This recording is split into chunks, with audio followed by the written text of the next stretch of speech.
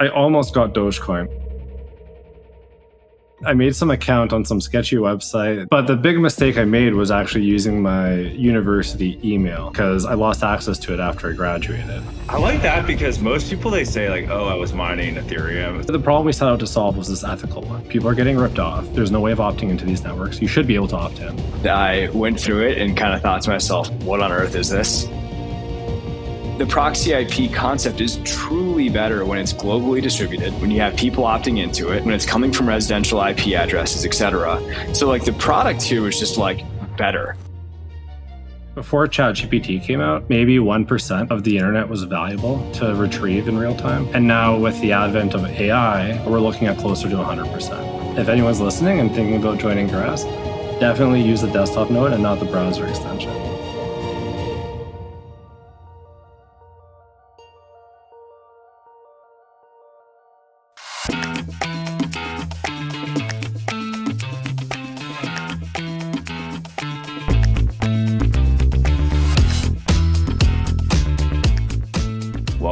Welcome. Josh, you are in a very dreary location right now. Looks yes. Where you at? I'm in Toronto, Canada. So your assessment of dreary is accurate. It's the day before the election. I promise you, I haven't fled the country. I'll be back tomorrow, but I am up in Canada. You're in a bunker somewhere trying to make sure you're safe before. It's a bad bunker if it's glass, Mike. I'll be honest. I was having trouble identifying that based on the skyline in the background. I can't say Toronto has the most. It doesn't look the most impressive skyline. I don't know. Is it? How is it there? Otherwise, it's good. It's the first time I've ventured out of the Toronto airport into the city. So far, so good. It's going to be nice and warm tomorrow, which is not very Canadian, but it's good. Cool. All right. Well, like I said, yeah, thanks for coming on. This is a cool episode because it's pretty rare that we talk with the team the week after, roughly like around the same time they launch a token. Usually we're talking to teams, maybe several years before they launch a token. So the fact that you guys just launched, I think there's going to be a lot of cool stuff to talk about today. But yeah, maybe just to kick things off, Josh, we'll start with you, then we'll go to Dre. Like, Josh, let's hear a little about your background and the Polychain story, and then we'll move over to shift to Grass. Yeah, absolutely. So I've been at Polychain for coming up on 3 years, which is crazy. I feel like it, started last week, but I wear a bunch of different hats here. One is I manage our flagship hedge fund, which was kind of the OG vehicle that Olaf founded back in 2016. Invest in kind of liquid tokens, late stage pre-token networks, various OTC opportunities. But then I also get to kind of moonlight as a venture investor as well. And that's where I got to meet Andrej, which we'll talk about a bit later. But before that, started my career in traditional finance, worked at Goldman for 3 years, JP Morgan for 2. Decided I wanted to have a little more fun in my career and got into crypto. First stop was at FalconX, which is a crypto prime broker. Was one of the early hires on the U.S. sales and trading desk. Helped build that business. Helped kind of start a research business within there as well.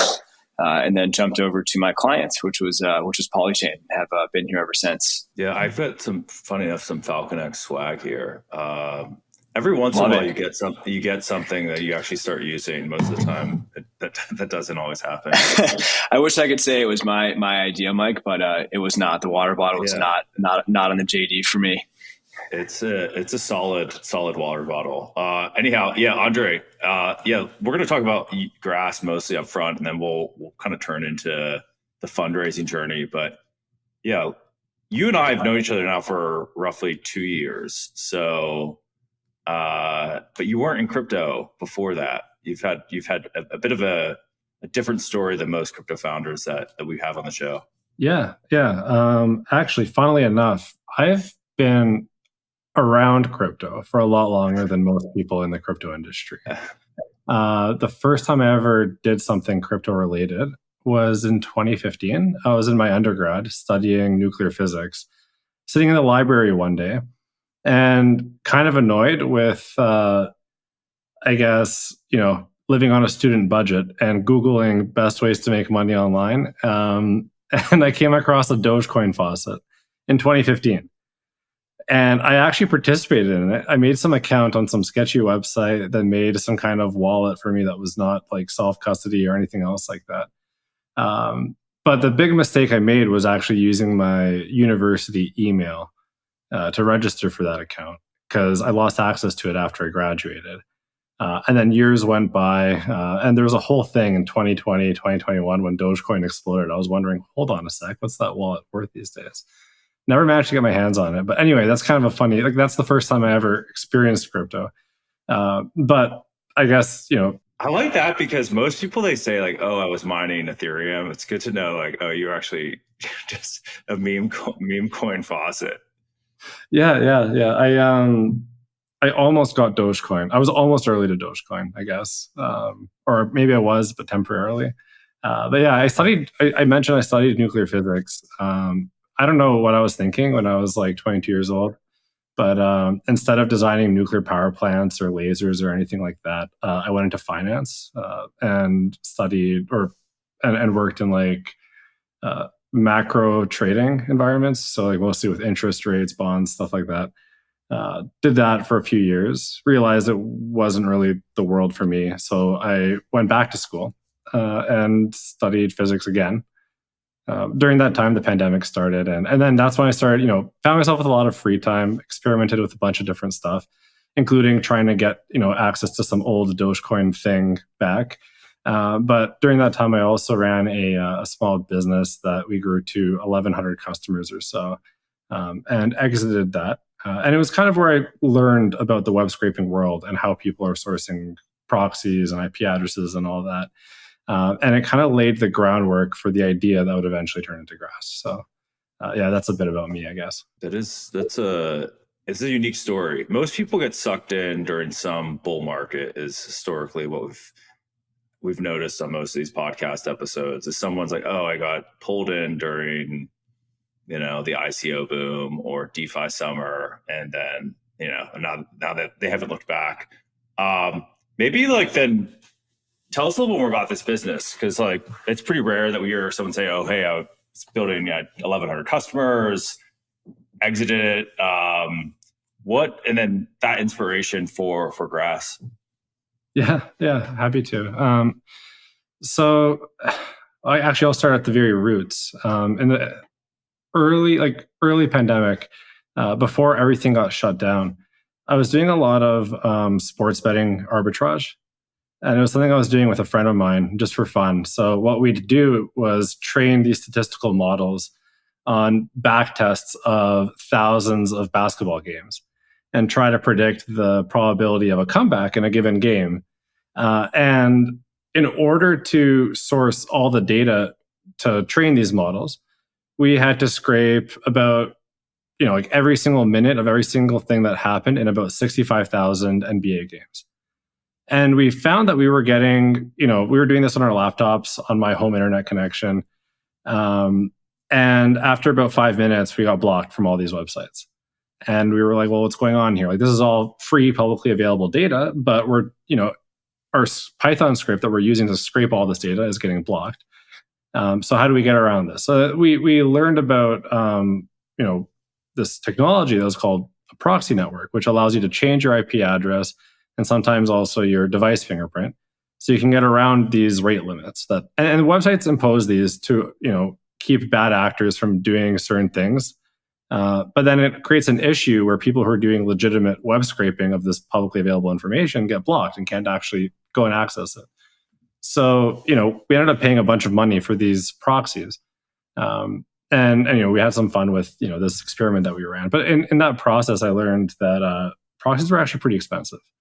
And the reason they're expensive is because the number of IP addresses in the world is limited. Like when the internet first got designed, there were only 4 billion IPs available. And when they ran out, because no one ever expected this many devices to connect to the internet, when they ran out, all of a sudden they became very valuable and people kind of hoarded them.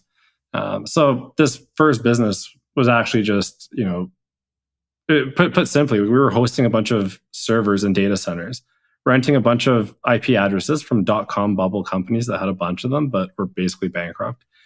hosted them on those servers, and then rented those out to clients who are either like individual developers up to like medium-sized, companies.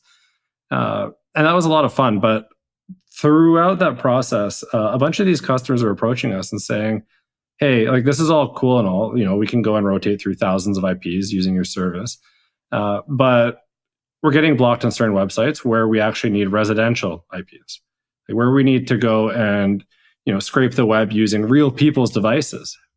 Can you do that for us? My first instinct was actually to say, okay, well, I know this exists. There's companies out there doing this. So let's see how we can do it. And I called one of the, like a local ISP where I was living in Toronto, actually, where Josh is right now. I called a local ISP and I said, hey, how much would it cost for, let's say, 500,000 lines? And they gave me obviously some ridiculous number. And I realized you can't just get a ton of residential IPs. And it turned out like the way that those existing networks operated was by actually hijacking people's devices and hijacking their networks. And it's super unscalable and super unethical. And yeah, at that point, I remember saying like, I'm never going to do that. Like there is no way like we're ever getting involved in anything like that. And yeah, some exposure to DeFi over the next year or so, and then meeting my two co-founders, like that initial thought turned into an idea, and then that initial idea turned into a protocol. Yeah, and now we have Grass. Now many people, millions, have the Grass plugin. But I mean, it just I kind of get that light bulb moment. But were you doing DeFi stuff and then like stumbled upon like DPIN as a category? Like what? Because connecting the dots between like, hey, people could use these residential IP addresses. Oh, I could use crypto in some capacity. Like when did that really crystallize for you? Yeah, I played around with a bunch of DeFi protocols in like 2020, 2021 into 2022. I actually wrote like at least 10 white papers of just random stuff that I thought would be like cool ideas to put out into the world. But the real inspiration actually came from an early experience I had in 2017 with Brave Browser, where I thought the idea of commoditizing attention was really cool. And I remember the first idea of, hey, hold on, people should be able to join these networks willingly and like, be able to go and monetize their unused internet bandwidth, and instead of getting ripped off by these huge companies. Yeah, it was kind of like a mix of just being exposed to a bunch of DeFi when DeFi was really hot, and then also having that like seed of an idea of the first time I used Brave Browser and thinking, hey, that's really cool. Like, here's a company that's actually trying to give us back something that we're being robbed of. And, I guess all those inspirations combined. And then, so speaking to my two co-founders too, I remember when I first met them, like they had very deep roots in things like low latency systems, AI, like real-time AI, and also DeFi. Like our CTO, Chris, like he was responsible for, during the day, he was responsible for making sure billions of dollars made it to market in nanoseconds at one of the top market making shops in the world. But then at night, he was running like massive liquidation strategies in Solana. So like he had like a very deep understanding of how like these crypto economic networks are designed, and like how low latency networks that are off chain should work and should be built properly. And then our other co-founder, Gordy, like he was one of the first employees at a real-time AI company and has grown fintech products from like 0 to 500,000 users in like a matter of months. So, combining like that kind of growth hacking attitude and experience with AI with like all the low latency experience, like when we all started talking, it was so obvious that this was the thing that we had to build together. And like all those experiences turned into this idea, I suppose. Got it. Yeah. I mean, maybe before we get, more into like how you met up with the Polychain team, I just like lay the groundwork. This is Grass as it is today, relative to like the original idea versus, where you're at with a token live and with close to 3 million people with this browser extension installed. Yeah. So I guess the first thing I'll say is the best way to join the network is not through the browser extension, but rather through the desktop node. The desktop node uses way less compute on your computer. So like Google Chrome just eats up all kinds of resources. Desktop node, you can just run it and not have Chrome open. And on top of that, it allows you to do a lot more bandwidth.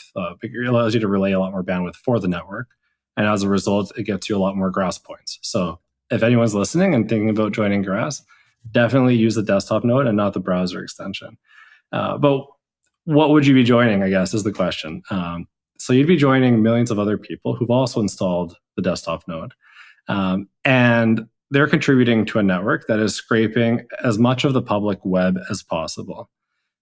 So you can kind of think of it as what Google does on a daily basis, where they're just visiting as many websites as possible, indexing them and building knowledge graphs over that so that anyone can go and retrieve that information from the web in real time. The difference is because it's a decentralized network, instead of being optimized for clicks and advertising, it's optimized for information. So the network's way more valuable for AI models. And that's what it's really optimized for. So you're joining this network that allows, the Grass validators to go and route traffic through your device and retrieve all kinds of data from the public web. And you don't have to share any of your personal information. You don't have to share any of your personal browsing data, anything else like that. You're just sharing a little bit of internet bandwidth, and that's it. Maybe because there's so many different places to take this conversation. We don't have that much time.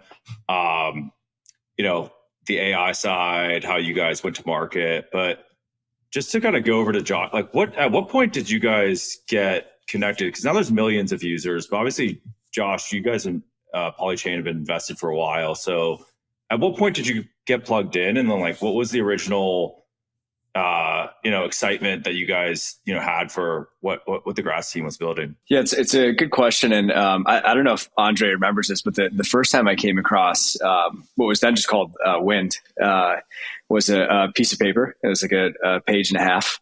And I went through it and kind of thought to myself, what on earth is this?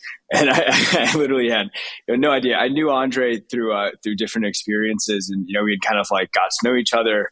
And he started working on Wind, and he shared with me this original concept. And I frankly didn't grasp it at all. And I must have a pretty thick skull because sometimes it takes 2 times for me to be told something to actually have it sink in. This is actually a repeat trend. It's not just Andrej. There's several other examples of this we can talk about in a different podcast.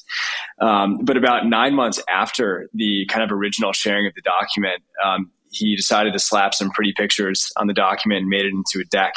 And I just completely got it after he sent me kind of this updated vision. And it wasn't just pictures. There's a complete kind of evolution thinking around what the product was, what the opportunity was, et cetera. And coincidentally, it was also, right around the time when ChatGPT kind of first launched. And there was this, light bulb on, huge rush for data type of moment. So, it was initially a connection through the network and, continued contact with Andrej.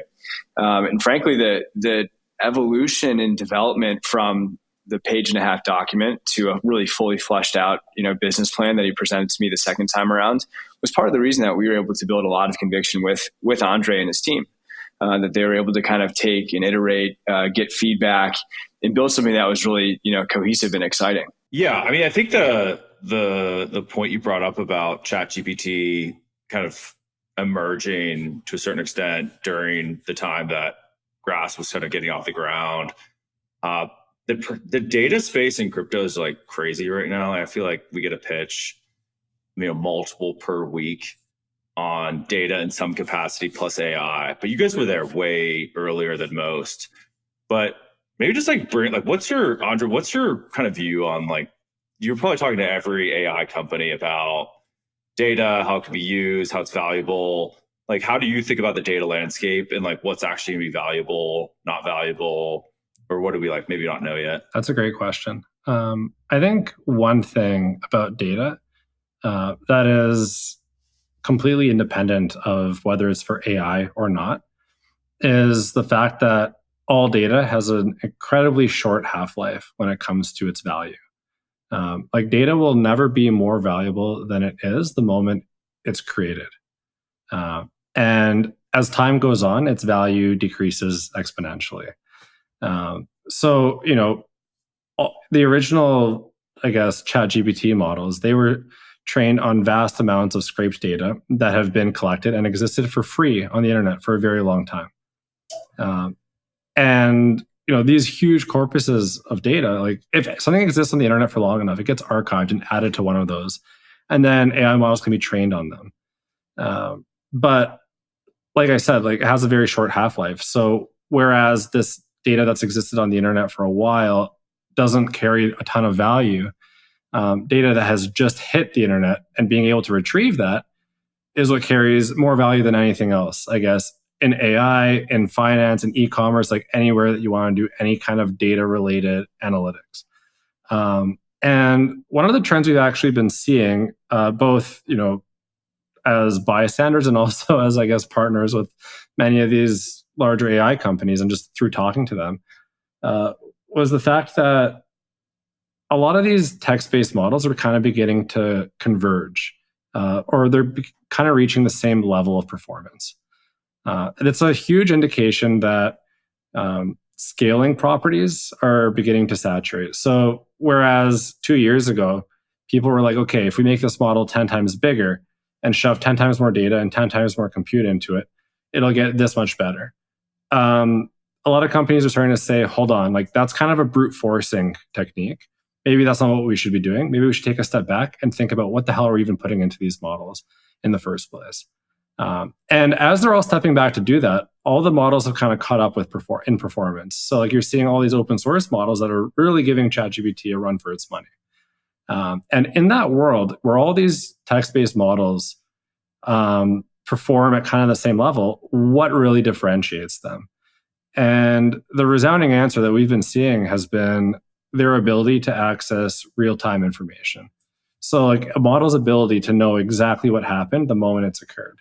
And from the moment we started working on Grass till today, and the way we'll continue looking at it is, we like to build in the direction of, okay, not where do we think the world's going to be in a few years, but rather what'll remain the same. And the things that will remain constant are the fact that, one, data, the moment it appears, will be valuable. Two, that new data is probably going to appear on the internet, like prior to most other places. And then three, as a result, all the AI models in the world that are, making all the decisions for all the people that are using them will need a way to access that data in real time. And Grass, and I guess by extension, Grass's live context retrieval is the way to do that. One thing though that I have, this is all about text-based models. I haven't really touched on multimodal. And what we're seeing in the multimodal space is kind of interesting right now, because whereas text models are kind of saturating, the multimodal ones aren't really. And by that I mean people are still, seeing a lot of benefit from just scaling these models and making them bigger. So there's a huge rush for multimodal data, and I'd say 90% of today's demand on Grass is actually for multimodal. We don't see that as long-term. Like I said, long-term, we see the vast majority of value accruing to real-time. But kind of as a more tactical thing that we're seeing over the next couple of years, multimodal data will remain in quite high demand for the trading process. Got it. Yeah. And to kind of connect the dots between like what Josh talked about earlier in terms of getting the conviction, 9 months after the first time you heard about this and some of the stuff you guys are doing now, like, Josh, you guys have at Polychain, a number of AI related investments. And even at an event I was at a couple of weeks ago in Amsterdam, Olaf was talking about AI agents. So clearly you guys seem to be pretty excited about the space. Like, was this something where like Polychain was like, hey, we want to go deeper on AI? Did you guys develop a thesis there? Like what's been the strategy on the AI front for you guys as a team? Yeah, look, I think we've been investing in the AI category for a long time. I think our kind of like, earliest flagship investment was in BitTensor, back in like, I think it was 2020 or 2019 when we made that investment. So it's always been something that we've been excited about. And, we think there's just such a natural fit that, to deal with the, abundance of AI and, AI generated content, et cetera, applying the scarcity that blockchains bring is a really kind of natural fit. And, there's many different threads to kind of pull on from that. But in terms of, Grass and Andrej and his team, I can't say that we set out looking for like a data company. And I think there's, many different ways that you can approach venture, right? I think, some folks create like a very specific thesis on a given category, and they kind of look for something within that category. And then there's, others who kind of like are just looking around for anything that's interesting. And like every now and then a bolt of lightning hits you in the feet, and it's just your job to kind of say, oh, hey, that's actually pretty interesting. And that was certainly the case with Andrej. Like I can't say that we were out looking for data. He came forward twice and made a really compelling case as to why this was something that made sense, and frankly did a lot of educating of me on the opportunity, and the fact that there were businesses that were already kind of in the proxy IP space that were generating a lot of revenue, and how crypto made this specifically better than the incumbents that were within the space. So it was kind of this partnership of Andrej teaching me for me to kind of build the conviction, and then ultimately investing and having the great fortune of sitting back and watching the team execute the case. Yeah, I mean, you bring up this this point of coming back to you twice. I gotta throw out to you how maybe the first time around didn't get it. Did it make it easier to say yes the second time around? They've been building for a year. Or were you like, damn, I've already said no, or I didn't get it. I didn't get it the first time. For some people, it's like once they say no, like they don't want to go back on their word. But like, how's that for you? Yeah, I get the temptation. I think it's like cognitively way easier just to kind of like stick with the decision that you made in the past. But I think over half of the venture investments that I've made have been on the second pitch. I think that the obvious consequence of that is I'm usually paying more for the investment, but the real benefit that I get to see is just kind of like maturation in the founder and the product. I made very quick mention of this beforehand, but part of the reason that I got really enticed the second time around with Andrej and Grass was because I saw the maturation of the business and the opportunity and the execution of the team. It literally went from like a document that I didn't really understand to like a very cohesive vision, and then also traction. I think when I spoke to Andrej the second time around, there was like 60,000 signups for the Grass node. Now it's over 2.5 million or something like that. But I saw the 60K up from zero, and I was like, well, okay, something could be interesting here. I haven't really heard anyone talking about Grass, so whoever's using this must be some form of like natural evangelists. So you kind of start to see some of the progression and the execution, and there's some just kind of natural de-risking that happens there. But it does, require that you check your priors at the door, and don't completely forget the past experience, because you do want to know the baseline to which they've developed off of. But maybe be intellectually honest with yourself, and that maybe the first determination wasn't the correct one. And go through the process again. Yeah, I mean, we learned the same lesson for this one too. So I can definitely appreciate that. Yeah, maybe Andrej, we talk a lot about like the fundraising journey. Like how did you think about putting together a roster of backers that could be along for the journey of Grass? Like whether it was like connections with other portfolio companies, or they just had like unique insights in the AI space, or maybe go to market. Like, did you have a particular strategy in mind when choosing different folks like Josh to work with? I'll start at the very, very beginning. Around the time I sent to Josh that 1.5-page document that my co-founders and I threw together, I want to put into perspective for everyone listening that document was sent to Josh shortly after FTX collapsed and before ChatGPT came out. So it was like literally the worst time in the history of crypto and AI to be like fundraising for a crypto and AI company. And not just like from a fundraising perspective, but also from like a building and like user trust perspective. It's one of those things where at the time, no one trusted crypto. And AI sounded like something super futuristic that we're going to have to wait at least 5 or 10 years for to become a real use case for any product. So in the very early days, we put together that 1.5-page document and we sent it to as many folks as possible. And frankly, we didn't really know what we were doing. We didn't know how to, it was a great learning process because we didn't really know how to convey exactly was like exactly what we were doing. Like, all we really knew how to explain was, hey, look, there's these companies out there that are ripping you off. We don't think that's fair. Crypto's kind of lost its way. Like, this is a way for, someone to use crypto for what it was actually built for in the first place, which is to, bring value back to where it belongs. But a lot of the other things, kind of like to Josh's earlier point, like none of this really existed yet. It was just like a Word document. So a lot of the questions that we were receiving in response, like a lot of the answers were like, well, we haven't done it yet. So we'll see what happens. And we were kind of making, we had like all kinds of hypotheticals and stuff.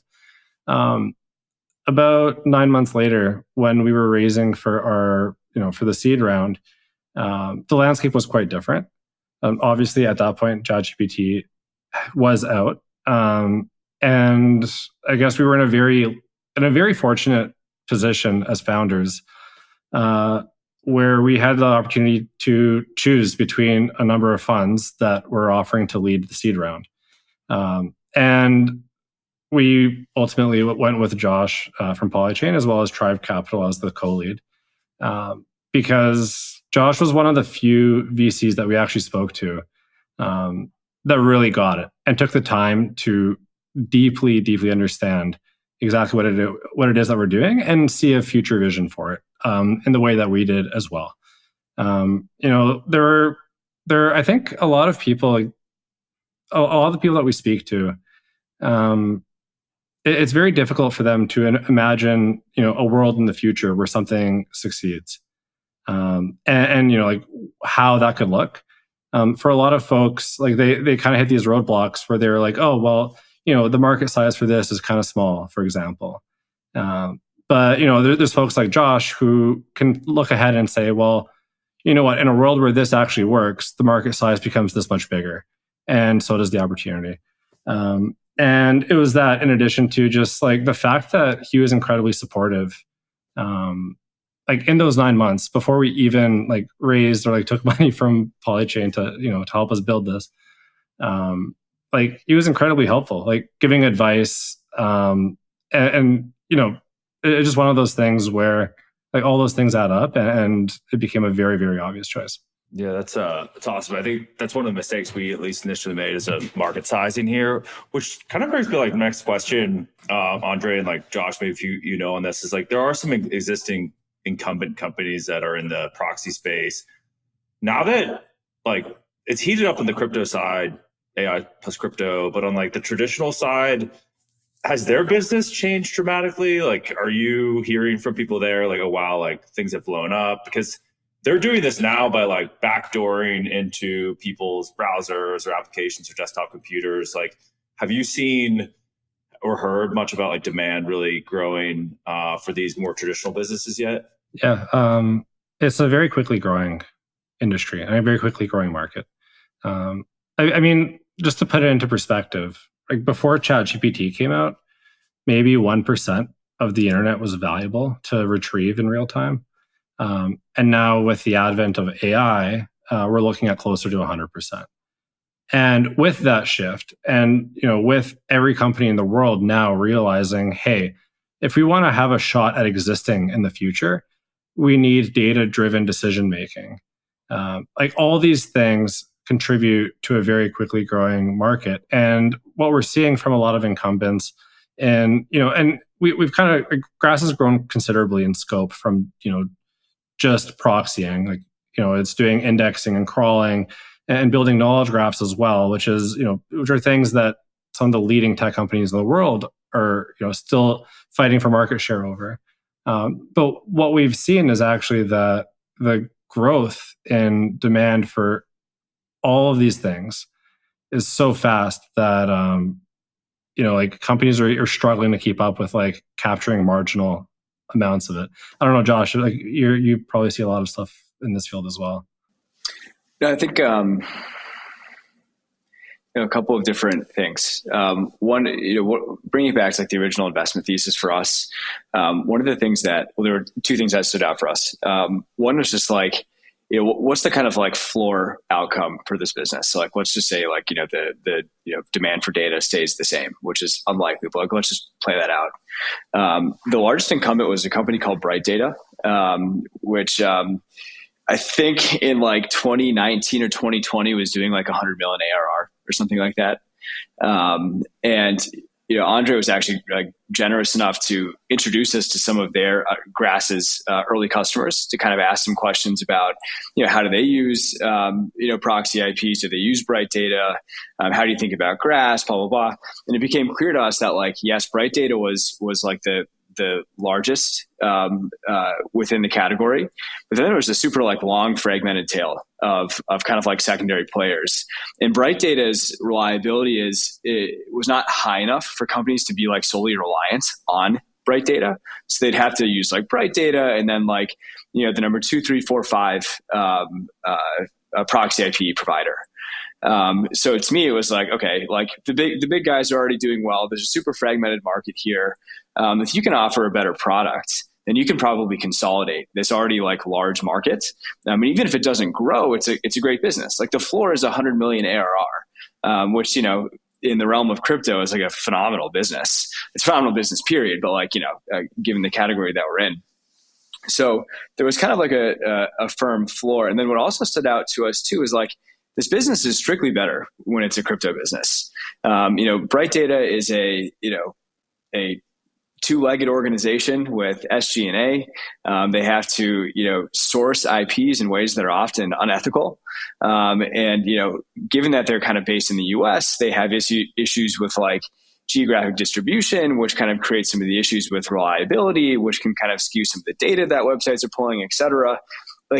The proxy IP concept is truly better when it's globally distributed, when you have people opting into it, when it's coming from residential IP addresses, et cetera. So the product here was just better. And we're not even touching on micropayments, for example. If you're, a Grass node and, getting tokens sent to you, et cetera, it's far more feasible using crypto networks, using Solana than it is to, have someone sending ACHs for minuscule data requests. So, I just felt it was a better business and the floor was really high here. So it was very, very apparent to me. Yeah, I think you've outlined some really important points here, particularly around the micropayment side, as payments in general and crypto kind of heats up, just because it is the superior product versus incumbent solutions. Maybe getting a bit into the demand side. And Andrej, I know you might not be able to speak specifically to customers, but if you could kind of categorize.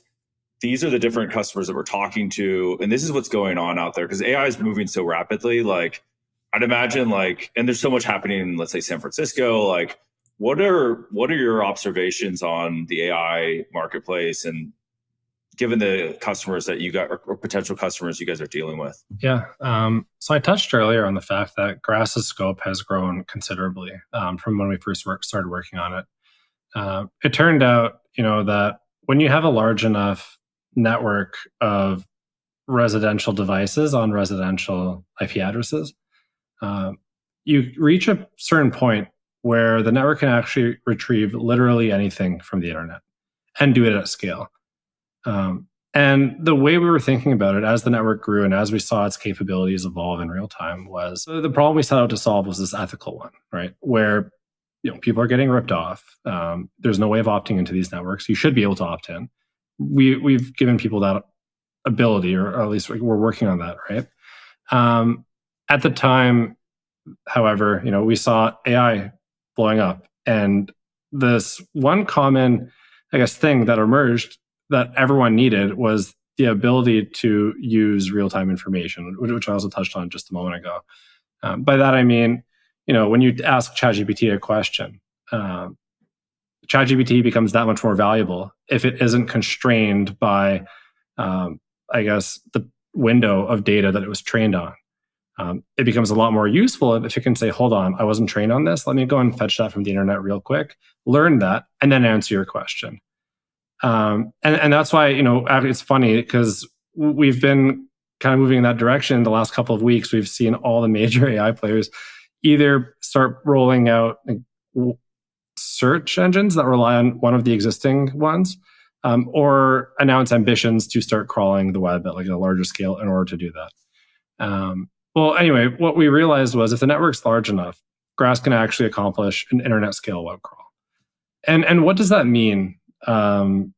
in the AI world? Well, for AI companies right now, if you want to give your model real-time access to information, you have one of two solutions to choose from.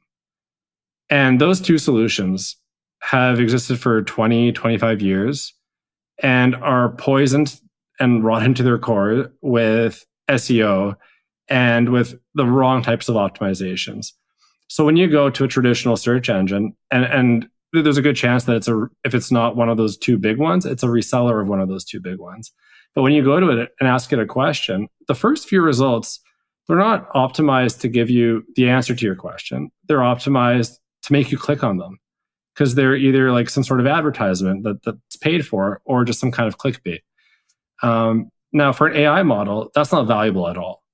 It actually ends up making the AI model a lot more expensive to run because it has to go and do the same search multiple times and like go through different links in order to find what the actual answer is to your question.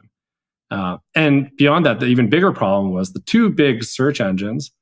They have their own AI models. And why would an existing AI company want to send all their API calls to one of those two?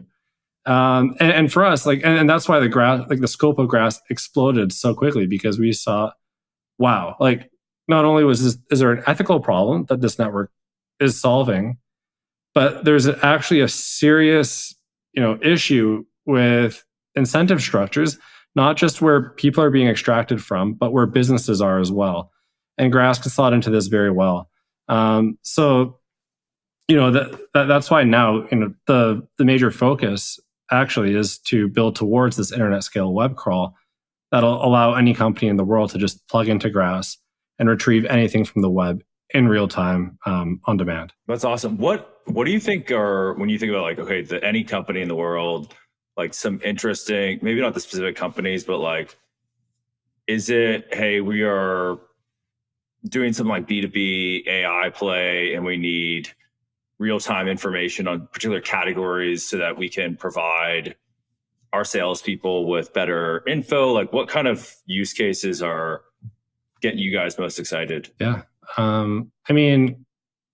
At Grass, we're seeing inbound from all kinds of different industries. So, the Fortune 500 ones are actually quite diverse. A lot of it is commerce, where one company they need to know in real time, what are all my competitors charging for this product? And not only what are they charging, but what do those prices look like in each geography in the world?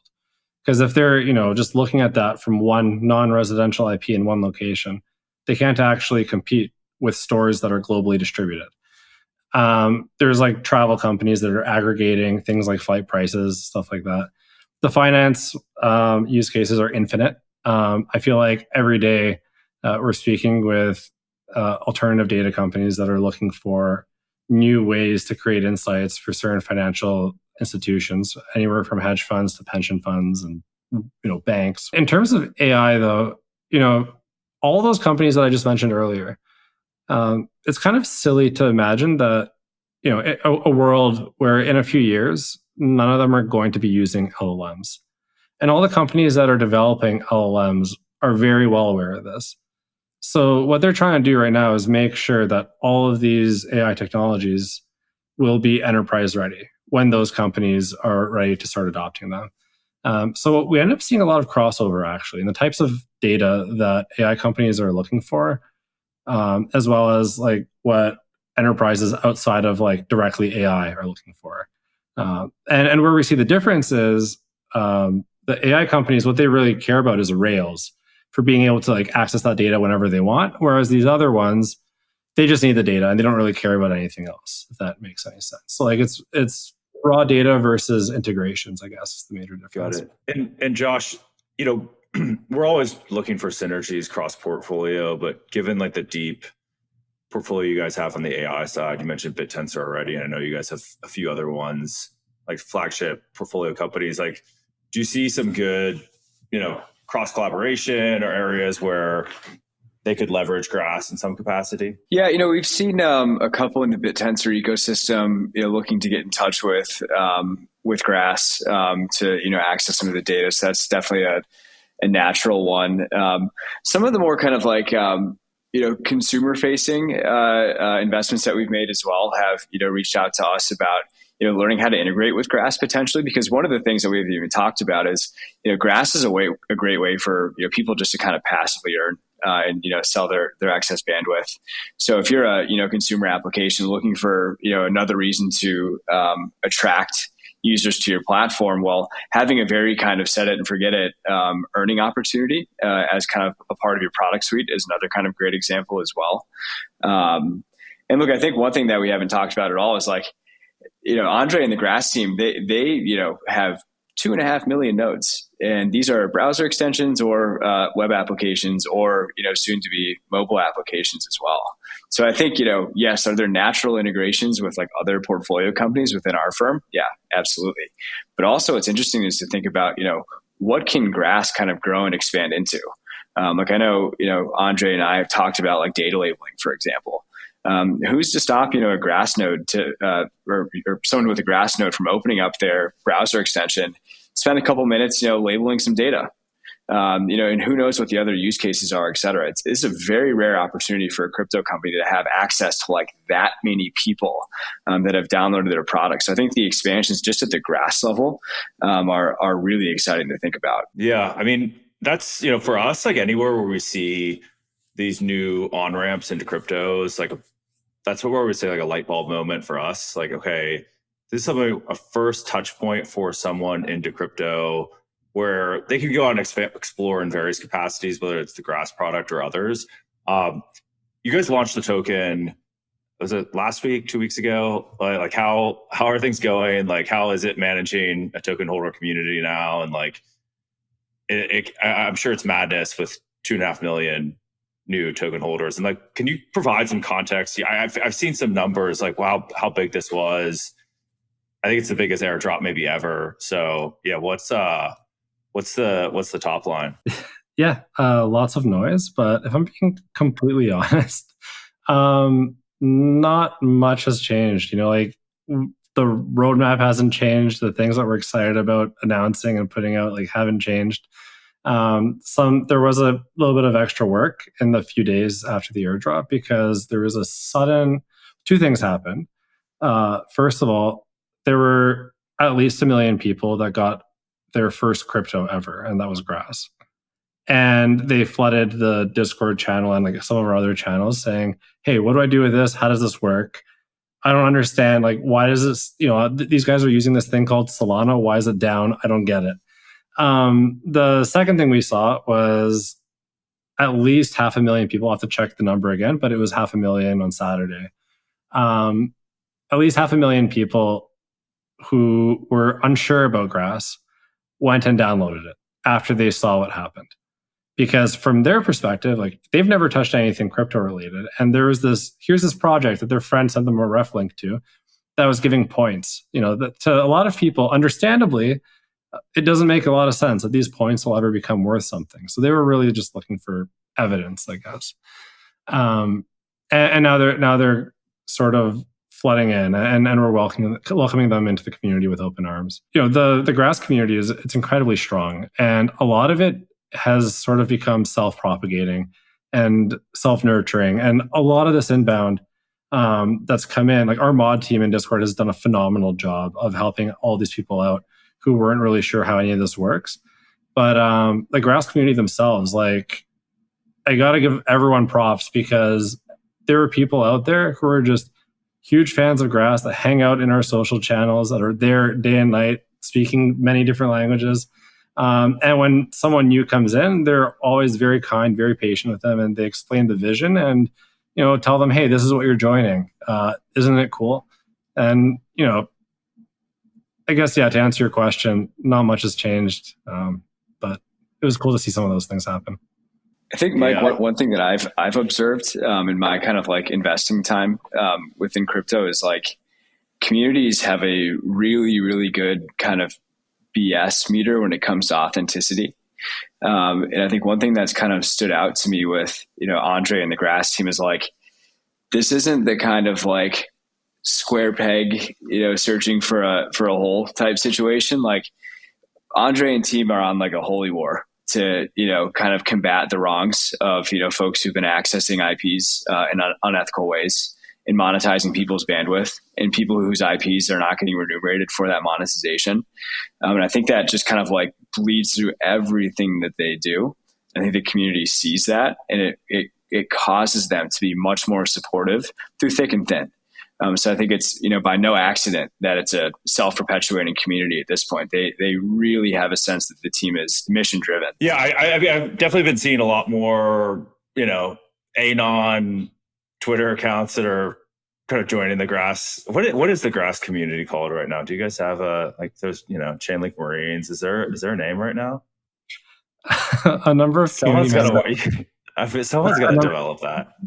A number of community members created the Grass Army, and they gave me a rank. I forget what the rank is. I've seen Photoshop pictures of myself being a part of the Grass Army. It's pretty funny, but that's hilarious. Maybe just to kind of wrap things up. Token's live. Network is growing like crazy. I mean, it's like 500,000 new nodes on the network. AI is exploding. What should people be looking forward to? Yeah. So as far as live context retrieval goes, we'll be launching actually a live beta for both enterprises and consumers to play around with. So I won't spoil the surprise, but the way we'll roll it out, I think, is really exciting. Most likely in Q1 of 2025. And actually, one thing that I haven't touched on much in the past, but it's coming out quite soon, is, and I'm really sorry, this is going to be more of a teaser than anything else, but it'll be a new way for people to go and participate in Grass that we haven't really explained before, but we'll add a completely new dimension to the product, both on the supply and the demand sides. But that's coming out quite soon. So look out for that. It's always dark here, Mike. Twitter's good. getgrass_io is the Twitter handle. Also our website, getgrass.io. And then if you want to go and talk to the community, the Discord channels are linked in both of those places. So I'll let Josh share his first, then I'll do mine. If you want to, muck up your follower ratio for no good reason, it's at J. Rosenthal. Mine for now, and I'm probably going to change it soon, but for now it's 0xDREJ, so 0xDREJ. Thanks, Mike. Thanks, Andrej. Okay.